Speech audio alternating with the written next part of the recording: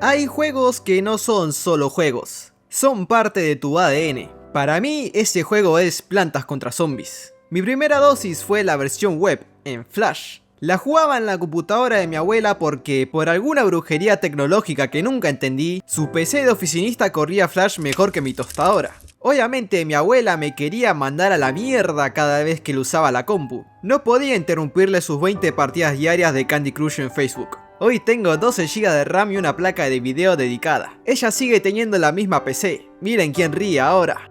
Bueno, ella, porque no tiene que preocuparse por el algoritmo. Y lo peor de esa versión es que no podías guardar la partida. Llegabas al nivel 2-4 y ¡pum! A empezar de cero. Era la primera vez que la vida me enseñaba que todo tu esfuerzo se puede ir al carajo en un instante. Una preparación para la vida adulta. Después la jugué en cada una de sus putas encarnaciones. La de PC, la edición GOTY, la de Windows Phone, porque aparentemente mi mamá era una de las 7 personas en el mundo que tuvo uno de esos. Era una obsesión tan enfermiza que me llevó a cometer mi primer crimen creativo. Este era mi avatar, un zorro de fuego. Sí, ya sé, los indicios de furro estaban ahí desde el principio. Mi nombre de usuario, LOLmaster28. No por League of Legends, sino por el meme LOL. Porque en esa época mi sentido del humor era el equivalente a esos chistes que venían en los envoltorios de los chicles. Una poronga, pero al menos eran gratis. Y mi obra maestra, un shooter 2D de Plantas contra Zombies hecho en Scratch. El juego, por supuesto, estaba basado en otro shooter. Scratch no solo te enseñaba a programar, sino que también te enseñaba la lección más importante de la ingeniería de software. Que programar es solo un eufemismo elegante para saber googlear en Stack Overflow y robar el código a alguien más. Estaba mal programado, los gráficos eran capturas del juego mal pegadas y con píxeles blancos flotantes. Y las instrucciones estaban en un inglés tan roto que sonaba estafa de phishing. Hello miss, please click here to win 1 million soon. La cuenta sigue online, no la perdí la contraseña. Debe ser la forma que tiene el universo de protegerme de mi propio pasado. Así que ahí quedó LOLmaster28, traicionado y encerrado para siempre en el mundo cibernético. Y la obsesión llegó tan lejos que hasta le dediqué mi primer video de YouTube. Pero PvZ también fue mi puerta de entrada al lado oscuro. Fue el primer juego donde usé Cheat Engine para darme soles infinitos y desbloquear los minijuegos ocultos. Y no me arrepiento, estoy seguro de que el 80% de los programadores de hoy empezaron así, como pibes de 12 años rompiendo un juego de plantitas para sentirse dioses. Era una obra maestra, carisma, diseño perfecto y música icónica. 16 años después anunciaron su regreso, Replanted. La promesa, una carta de amor a los fans, a los que, como yo, crecimos con este juego. Pero lo que recibimos fue la escena de un crimen. Días antes del lanzamiento, la build de precarga se filtró, y la comunidad que esperaba una carta de amor encontró los papeles del divorcio firmados. El primer grito de guerra al que prendió fuego las redes, la inteligencia artificial. Los fans, con la dedicación de detectives privados sin cobrar un peso, se zambulleron en los archivos de esa precarga.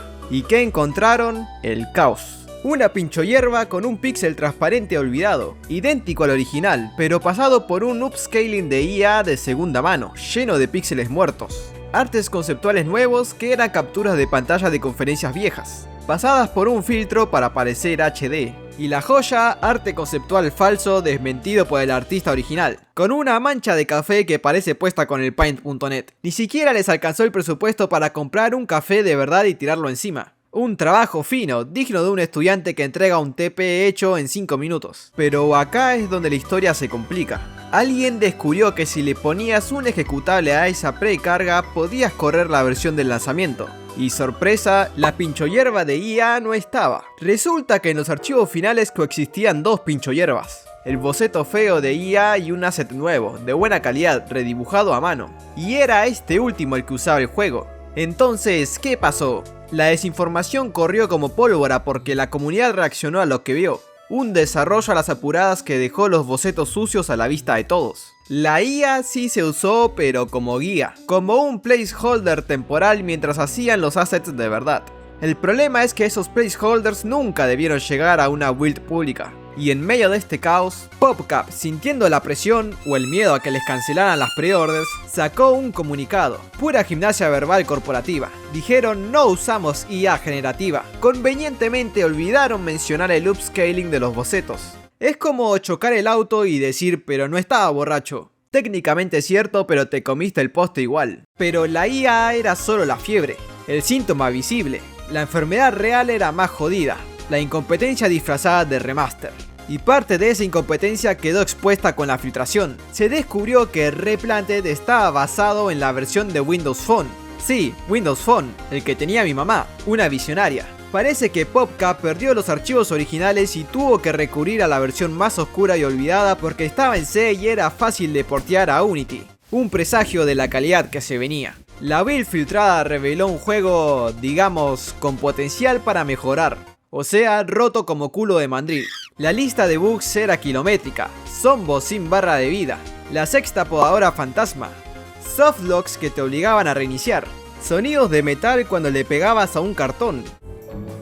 Un festival del código espagueti. También metieron mano al gameplay. Las plantas ahora atacan un toque más rápido. Una mejora, supongo. Quizás le dieron anfetaminas para compensar los bugs. No sé si fue intencional o si tocaron algo que no debían, pero bueno. Y por si fuera poco, añadieron algo que nadie pidió. Pantalla de carga entre niveles. Sí, en un juego de 2009.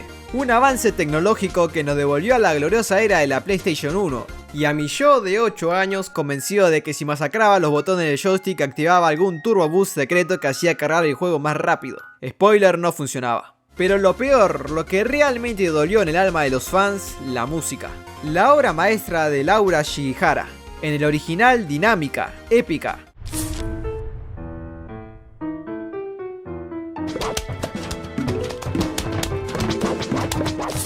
Acá era un MP3 descargado desde YouTube en una página de dudosa procedencia.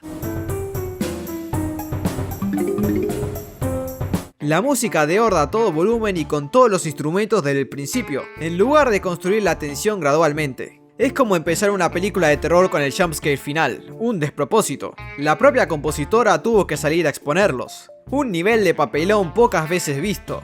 Y mirá que para que se enoje Momazos Laura, la persona más wholesome de la comunidad, tenés que ser un hijo de remil puta. Es como hacer llorar a Ronaldinho. El escándalo fue tal que PopCap metió un parche de día 1. Y acá la tragedia se vuelve tragicomedia. Arreglaron algunas cosas, sí. El zombo ya no parece daltónico. Virasol por fin fue a recortarse los pétalos. Las podadoras ahora respetan la gravedad. La tienda de Dave ya tiene su música correcta, así que ahora puedes endeudarte con la banda sonora adecuada.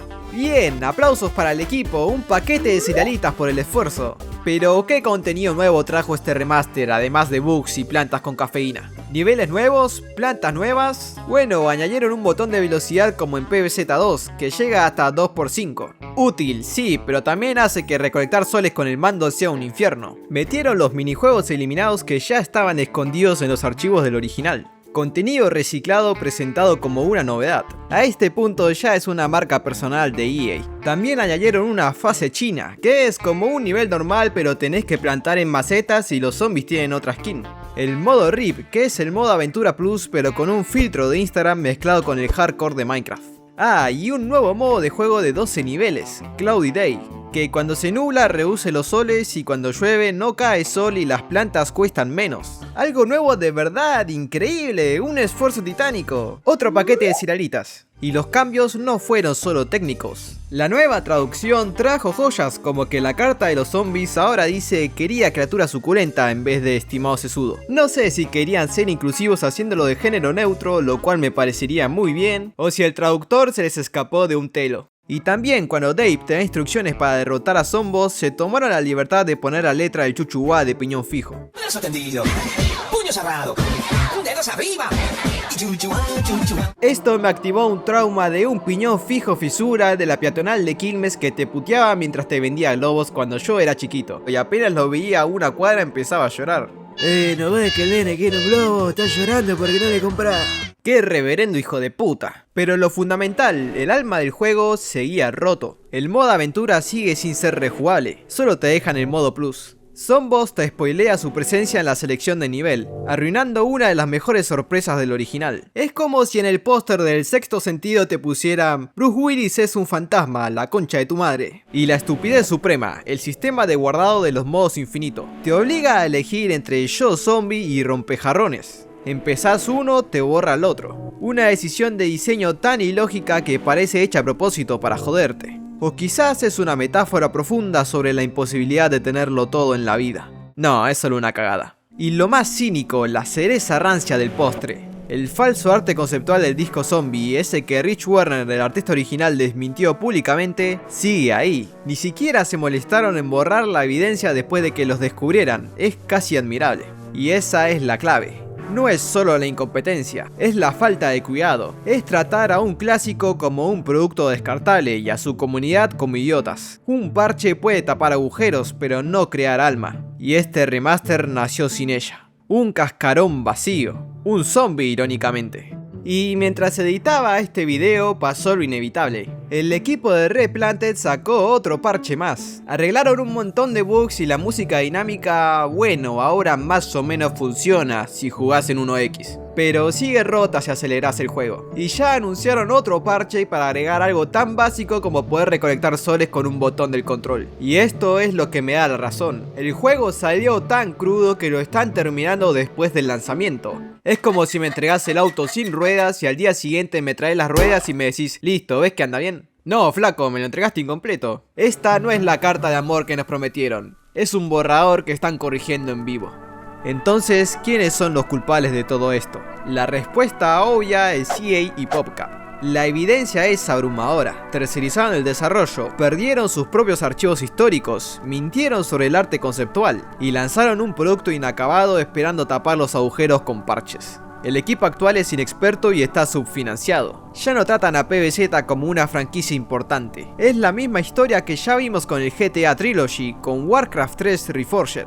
Es la muerte del arte a manos de una planilla de Excel. La decepción fue tan profunda que unió a toda la comunidad. Desde los fans más casuales hasta los pilares como Yesan135, todos sintieron esa puñalada a la nostalgia. Y fue justamente un tweet suyo comentando su stream del final de Undertale lo que me hizo clic.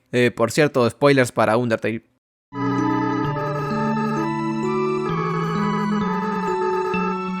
Esa frase me pegó distinto en este contexto. Me hizo pensar en la memoria, en cómo recordamos las cosas que amamos.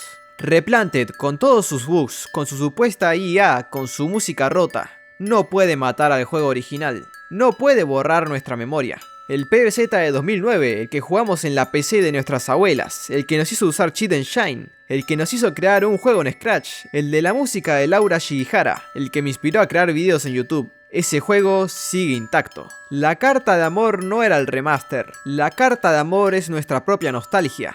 Es la nostalgia que nos golpea al escuchar esa música inconfundible. Son las wikis que mantienen vivo su universo con una dedicación casi religiosa. Son los youtubers que le dedicaron su vida. Son los modders que le dan nueva vida con proyectos como PvZ Fusión. Somos nosotros los que crecimos con este hermoso juego y lo recordamos como fue. Este remaster es un insulto, sí, pero es un insulto impotente.